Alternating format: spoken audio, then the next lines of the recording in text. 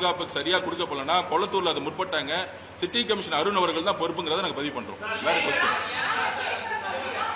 வேற கொஸ்டின் அது பாத்திருக்கீங்களே, முதல்வர் குடும்பமே இங்க தானே வந்து பிரச்சாரம் பண்றாங்க. அவங்களை பொறுத்த வரைக்கும் வில்லிவாக்கம் தான் தலைவர் வரக்கூடாது, டி நகர் பக்கம் போகக்கூடாது, சிட்டிக்குள்ள வரக்கூடாது. ஏன்னா 16 தொகுதியில 13 தொகுதி இன்னைக்கு நான் சொல்றேன் 13 தொகுதியில ட்ரையல் கொளத்தூர ட்ரையல் ஆயிட்டு இருக்காரு. அப்ப சென்னை வந்து வாஷ் அவுட் ஆகுது திமுக. அதனால அவங்க வந்து தலைவரோட பிரச்சாரம் இருக்கக்கூடாதுன்னு ஒரு அரசியல் கால் பிடிச்சோட பண்ணிட்டு இருக்காங்க.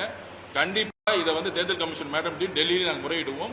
கூடிய வரையில நீங்க போய் உண்மையை போய் கமிஷனர்கிட்ட போய் ஏன் கேளுங்க, தேர்தல் அதிகாரி மேடம் நீங்க போய் நீங்களும் பத்திரிகையாளர் நீங்களும் கொஸ்டின் கேளுங்க. நாங்க கேட்கறது ஒன்னே ஒண்ணுதான், எல்லா தலைவர்களும் காலையில 10 மணில இருந்து 9 மணி நைட் வரைக்கும் பிரச்சாரம் பண்ணும்போது எங்க தலைவருக்கு மட்டும் ஏன் வந்து காவல்துறை இன்னும் வந்து பர்மிஷன் கொடுக்க மாட்டேங்குது அப்படிங்கறத நாங்க பதிவு பண்றோம். கூடிய விரைவில் அவரோட டூர் ப்ரோக்ராம் வந்து நாங்க தமிழ்நாடு முழுக்க ரிலீஸ் பண்ணுவோம். எல்லா டிஸ்ட்ரிக்ட்லயும் எஸ்பி கிட்ட நாங்க ரிக்வெஸ்ட் பண்றதுதான், அவர் ஒரு 2-3 ஸ்பாட் வந்து மக்களை பார்த்துட்டு எங்க தேவையோ அவர் பேசிட்டு மக்களை பார்த்துட்டு போகிறது மட்டும்தான் பாதுகாப்பு, மக்களுடைய பாதுகாப்புக்கு மட்டும் தான் நாங்க கேட்கிறோம். அதை உறுதிப்படுத்தணும்னு கேட்டுக்கிறோம்.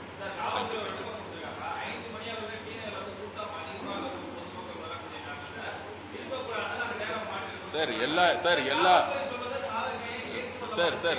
அப்படிலாம் எங்கிட்ட எதுவுமே கூப்பிட்டு சொல்லவே இல்லை.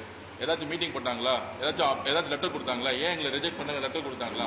இப்பெல்லாம் கிடையவே கிடையாது. எல்லா இடத்துலையும் தேர்தல் நேரத்தில் கூட்டம் இருக்கும். அதை வந்து வரம்படுத்தாங்க. இப்போ வந்து இபிஎஸ் ஐயா போகும்போது சிட்டியில தான் போனார், மயிலாப்பூர்ல இருந்து ஆரம்பிச்சாரு. மயிலாப்பூர்ல ரோட்ல வந்து கூட்டம் எல்லாம் நினைக்கிறீங்களா? ஸ்டாலின் சார் பண்ணிட்டு இருக்காருங்க. உதயநிதி சார் அவர் தொகுதி சேப்பாக்கத்துல ஒரு குட்டி சாலையில பண்ணிட்டு இருக்காரு. அவருக்கு மட்டும் 1000 போலீஸ் போட்டு பண்றாங்க.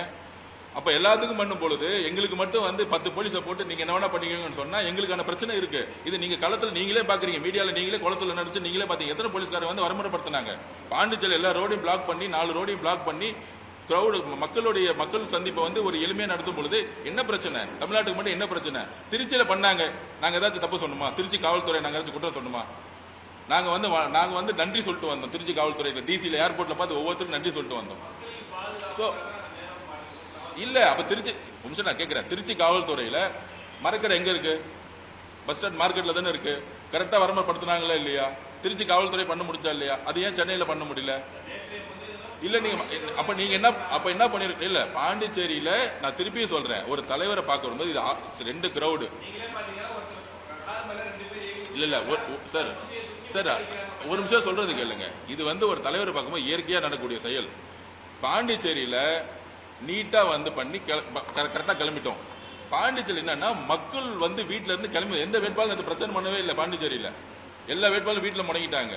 மக்கள் இயற்கையா வரும்பொழுது ஒரு தலைவரை பார்க்கும்போது நீங்க வந்து ஹோல்ட் பண்ண முடியாது. நீங்க சாலைகளை வந்து கரெக்டா வந்து கண்ட்ரோல் பண்ணிட்டீங்கன்னா மக்கள் பார்த்து அவங்க பாட்டி கிளம்பிடுவாங்க. இதுதான் நாங்க பதிவு பண்றோம்.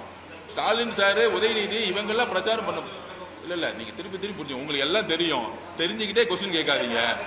நீ கூட்டத்தை தடுக்கிறது வரமுறைப்படுத்துறீங்க, லீடரை வரக்கூடாதுன்னு சொல்லக்கூடாது. நீங்க வரமுறை பாண்டிச்சேரியில் திருச்சியில் எப்படி பண்ணாங்க? நீங்க உங்க வீடியோ ஃபுட்டேஜ் இருக்கு. திருச்சியில் எப்படி பண்ணாங்க? மார்க்கெட் ஏரியா காந்தி மார்க்கெட் எப்படி வரமுறைப்படுத்தினாங்க?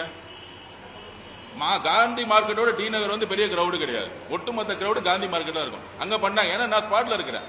காந்தி மார்க்கெட்ல மரக்கடையில திருச்சியில் இருக்கக்கூடிய கமிஷனர், திருச்சியில் இருக்கக்கூடிய கலெக்டர், திருச்சியில் இருக்க டிசி எங்களோட உட்கார்ந்து எப்படி பிளான் பண்ணணும், எந்த வழியா வரணும், அவர் வந்து எந்த ரூட் வழியா வந்து ஹைவேஸ்ல கனெக்ட் ஆகணும்னு ஒரு நாள் மீட்டிங் போட்டார். அண்ணன் செங்கோட்டை அண்ணன், எங்களுடைய கூப்பா கிருஷ்ணன் சார் எல்லாருமே போய் உட்காந்து இங்க இருந்து டீம் போய் அவங்களோட ஒரு மேப் போட்டு கரெக்டா பண்ணாங்க. ஆனா அந்த மாதிரி இது வரைக்கும் சென்னையோட காவல்துறை எங்ககிட்ட உட்காந்து இப்படி வந்தா என்ன செய்யணுங்கிறது எங்ககிட்ட ப்ராப்பர் செக்யூரிட்டி இருக்கு. அவர் ஒய் பிரிவு பாதுகாப்புல இருக்காரு. ஒய் பிரிவு அதிகாரிகள் தொடர்பு கொள்வாங்க. எதுவுமே இல்லாம 2 to 6 பர்மிஷன் கொடுக்கறது, திருப்பி வந்து கேன்சல் பண்றது, அவங்களே ஒரு முடிவு எடுக்கிறது தான் தவறுங்கிறோம். திருச்சி காவல்துறை கமிஷனர் சிறப்பாக செயல்படும் பொழுது ஏன் சென்னை கமிஷனர் வந்து கொளத்தூர்ல என் கண்பட பார்த்தோம். அங்க ஸ்டாம்பிட் ஆகணும் தான் அவர் பண்ணாரு. அங்க இருக்க டிசி வந்து பண்ணாரு. இதுதான் நாங்க திருப்பி சொல்றேன். இது அரசியலுக்காக சொல்ல. திருப்பி ஒரு தலைவரை வந்து நீங்க வந்து ஒரு தொகுதி பேசிட்டு போயிடுங்க, ஏதோ நான் எங்களுக்கு வந்து ஏதோ வந்து ஃபேவர் பண்ற மாதிரி. எல்லா தலைவர்களையும் சரிசமமாக பார்க்கக்கூடிய நேரம் தான் தேர்தலுடைய நோட்டிபிகேஷன் போட்ட பிறகு. இது முக ஸ்டாலின் சார் இருந்தாருன்னா அவர் வந்து நியூட்ரலா இருக்க மாட்டார். தேர்தல் commission law and order control எடுத்துட்டாங்கன்னா 234 தொகுதியிலும் ஒவ்வொரு ஆர்வம் தான் பொறுப்பு. அந்த ஆர்வம் மீறி போலீஸ் வந்து செயல்பட முடியாது. தேர்தல் கமிஷனுடைய ஹெட்டை மீறி செயல்பட முடியாது.